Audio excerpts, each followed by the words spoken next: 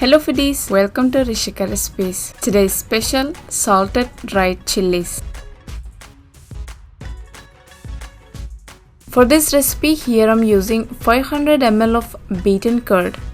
I'm pouring this curd into a big ceramic jar. Along with the curd, I'm adding 1 liter of water into this jar.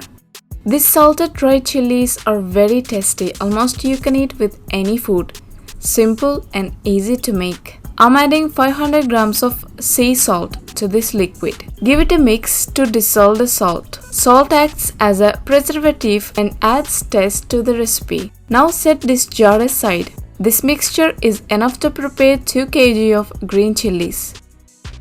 Take the green chilies and make a cut from the center through the down. Don't cut into half. Cut as I'm showing, just make a slit on the side.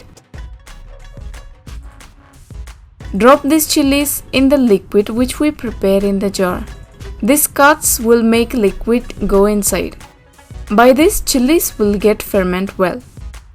Don't use any type of metal jars or bowls for this recipe. They will get corrosion. Use only glass, ceramic or plastic.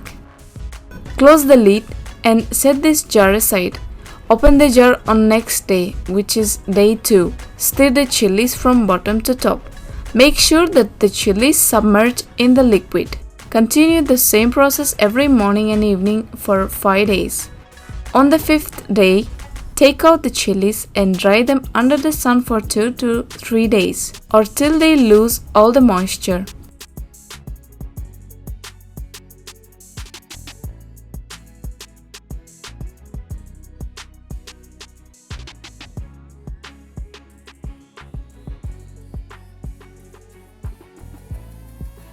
After completely dry, chilies look like this. At this stage, if you feel that chilies are too spicy, keep back them in liquid for 2 more days or till you feel get enough spicy.